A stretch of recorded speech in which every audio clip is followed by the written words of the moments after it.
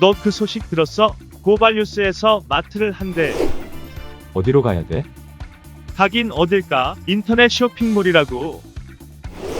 포털에서 고발마트를 검색해봐. 어마어마하게 많은 제품들이 은하계 최저가로 공급되고 있어. 고발마트 함께 해주시면 정말 감사하겠습니다. 고발마트에서 만나요. 자, 윤석열 관련해서 웃긴 뉴스인데요. 네. 아, 진짜 웃겼어요, 이거. 근데 이게 이제 대선 1년앞 지지율은 쪽집게다라고 하면서 지금 1위는 윤석열이다. 당선 확률은 80%다라고 뉴스원에서 이런 기사를 냈습니다. 아, 조선일보, 중앙일보도 아니고. 제가 오늘 뉴스공장을 어디 가면서 들었는데, 김어준 씨가 웬만하면 이렇게 화 안 내요, 잘. 워낙 그 구랭이라. 네. 근데 요건 되게 짜증 많이 내더라고. 아, 이게 기사냐고 쓰레기야. 아, 이런 식으로 막 되게 짜증 내더라고, 김어준이. 근데 요거는 조금 짚어드릴 필요는 있어요. 짜증내고 버릴 게 아니라, 이게 뉴스원이라고 하는 매체는 기본적으로 그냥 언론사가 아니라 상업, 민영 그 뉴스 공급사입니다. 그러니까 대한민국에는 뉴스원, 뉴시스가 이제 크게 양대 민영 뉴스 에이전시, 도매상, 뉴스 도매상이고, 이제 관영으로는 연합뉴스가 있는 것이죠. 이 세 개가 도매로 뿌리는 거야. 동대문, 시장, 남대문 이런 뿌리는 도매상인데, 여기서 이런 걸 쓰면 다 받아 쓴단 말이죠. 이거 되게 심각한 문제가 됩니다.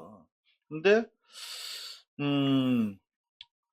진짜 자기들한테 딱 유리한 15대부터 가지고 나와서 이렇게 시나리오를 만들었는데, 그렇죠.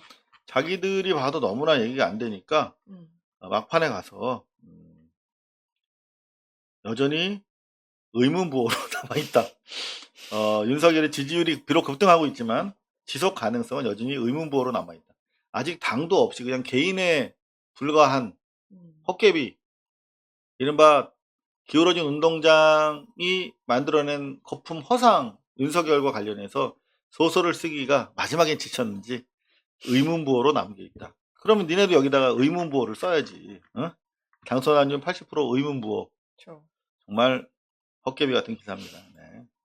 윤석열의 장모. 윤석열은 이제 총장 아니니까 그냥 윤석열이라고 하겠습니다. 네. 윤석열의 장모가 재판받고 있잖아요. 재판 받고 있는데 기자들이 오니까 비공개를 신청했대요. 아주 막가는구나, 막가. 이거 만약에 비공개를 받아들이면 재판부가 어마어마한 국민적인 반발에 직면하게 될 겁니다. 혐의 자체가 일반인이라면 상상을 할 수 없는 혐의잖아요. 성남에 있는 땅 구입하려고 은행에 347억 원이 마치 예치되어 있는 것처럼 통장 잔고 증명을 위조한 혐의야. 이거면은 일반인들이면 바로 구속이죠. 그냥 3억 3천 뭐 이런 것도 웃어서 덜덜 떠는 게 우리네 국민들의 사실 실상인데, 3억 347억 발음도 안 되네. 이거를 잠시 남의 거 훔친 거랑 똑같은 그쵸. 거예요. 350억을 훔친 거랑 똑같은 거 아닙니까? 없는 돈이 있다고 했으니까. 그쵸. 그런 어마어마한 지능적인 금융 사기, 금융 범죄를 저지른 주요 사건 피의자인데 이거를 그동안 검찰이 계속 봐준 거 아니야. 그 우린 윤석열이 작용했다고 의심하는 것이고. 그렇죠. 그러면은 이거 그 표창장 가지고도 그 난리를 치는데 네. 사실 이게 얼마나 어마어마한 중대 범죄입니까? 이거는 남의 돈을 어떻게 보면 거짓말해서 빼앗아온 거나 다름없거든요. 근데 여태까지 언론들이 보도를 안 하거나 네. 보도를 하더라도 그냥 별거 아닌 것처럼. 이게 언론은 두 가지 역할을 하잖아요. 하나는 보도를 하거나 말거나, 또는 이거를 중요하게 취급하거나 안 중요하게 일상적으로 취급하거나, 그 엄청나게 중요한 뉴스의 이른바 가치 부여 역할인데, 이렇게 되면은 그냥 뭐 이게 별거 아닌가 보다 알아도, 이거 사실은 이거 되게 중요한 범죄입니다, 여러분. 347억 원의 예치 잔고 증명만 있으면 그걸로 어마어마한 이권을 취할 수 있어요. 그냥 외국에서 수입도 할 수 있어. 맞아요. 물건도 그냥 한 300억어치 300억 원어치 무슨 뭐 제품도 수입할 수 있어. 이런 그리고 잔고 이거를 증명이 가지고 있으면. 이만큼이 있으면 어디서 몇백억 대출 받는 거 일도 아닌 거예요. 그럼요. 엄청나게 큰 범죄를 음. 저지른 겁니다. 금융 질서를 교란시킨 거잖아요. 네. 자, 그런 것 때문에 우리가 피해를 봅니다. 결국은. 이런 사안, 결국 윤석열이 봐줬다 하는 의혹을 받고 있는 가운데 국민들이 언론이 보도를 안 하니까 유튜버들, 뭐 서울의 소리 백은정 선배 같은 분이 가서 인터뷰도 하고 그러시잖아요. 그것 때문에 자기 힘들다며 기자들 못 오게 해달라고 장모가 신청을 했다는데 절대 받아들여서는 안 될 거라고 생각을 합니다. 다시 한번 윤석열의 주변에 있는 범죄 혐의들 많죠. 관련해서 윤석열이 책임져야 할 부분들이 많다. 이 사안 알려드리면서 지금 안철수도 윤석열을 계속 끌어들이고 있잖아요. 네. 근데 김재원이 한마디 했어요. 윤석열 괴물이면 어떻고 악마면 어떠냐. 이거 갖다 써야 된다 이거예요. 결국은 악마가 됐습니다. 네. 김재원 때문에. 이 김재원의 이 구설수 정말 많아요. 그죠? 네. 옛날에 요거는 그때 수사했어야 되는데 2018년 6월에 그때 선거 당시에 김재원이 김주수라고 옛날 농림부 차관인가요? 하던 의성 군수를 지지 방문해가지고 막 띄워주다가 분위기 한껏 달아올랐어. 그래가지고 무슨 얘기를 했냐면 옛날 김주수가 음주 뺑소니를 했는데 자기가 그때 검사 출신이야 내가 김재원 내가 그래서 담당 검사한테 전화해서 백 썼어. 이런 얘기를 해요. 어떻게 이런 얘기를 할 수 있지? 백 썼다고?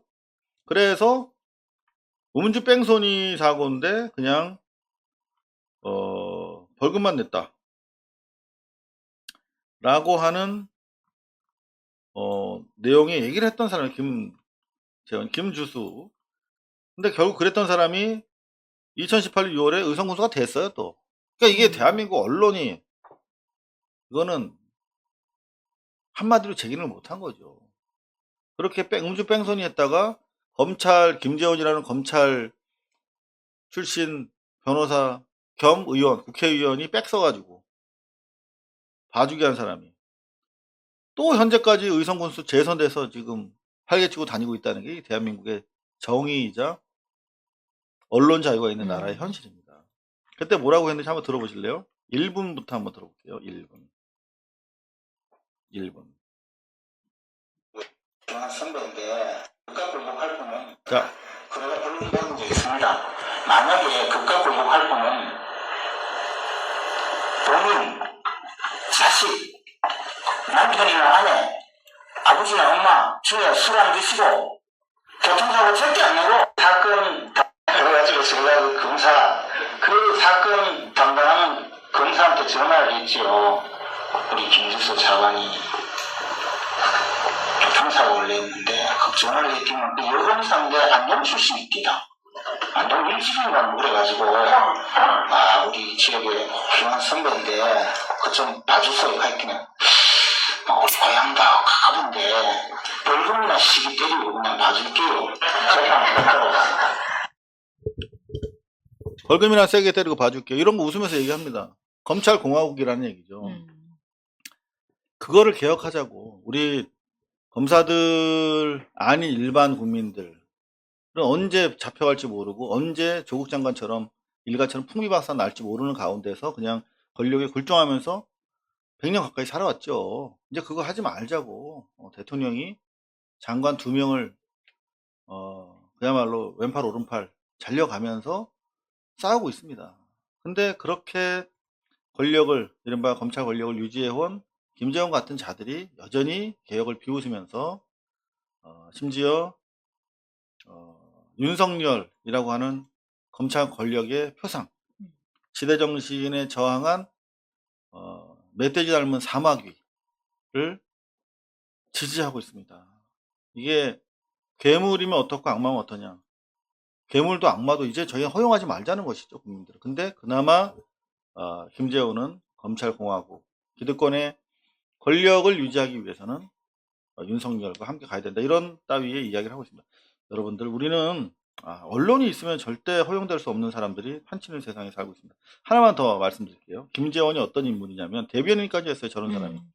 MB 시절에. 골 때리는 나라 아닙니까? 어. 국민이 만만한 거죠. 기자들한테 개새끼야, 뭐 소새끼 하던 사람이에요. 술 네. 먹고. 더 이상 용서하지 맙시다. 그런 말씀을 드리는 겁니다. 고발뉴스는 여러분의 자발적 후원에 힘입어 운영되는 대한매체입니다. 자본과 외압에 흔들리지 않는 언론으로 키워주십시오. 후원 신청은 지금 고발뉴스닷컴에서 접수 중입니다. 여러분의 많은 참여를 부탁드립니다. 감사합니다.